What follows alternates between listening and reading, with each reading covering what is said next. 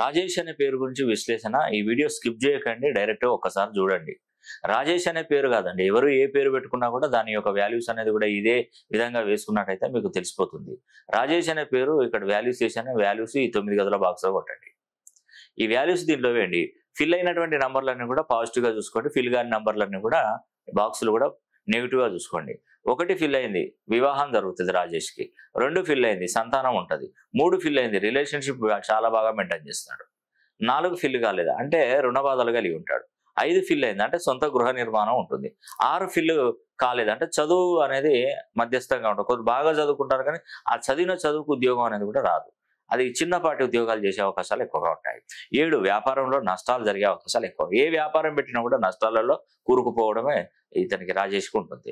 8 ఆరోగ్య సమస్యలతో ఎప్పుడు సతమతం అవుతుంటారు. డబ్బులు ఖర్చు అయిపోతుంటాయి కానీ అసలు వ్యాధి నిర్ధారణ కాదు. అసలు ఎంత కష్టపడి పనిచేసినా కూడా ఒక పైసా మిగలకుండా ఆరోగ్యానికే ఖర్చులు ఎక్కువ. కుటుంబంలో ఒకరికి సమస్యలు ఏర్పడుతూ ఉంటాయి.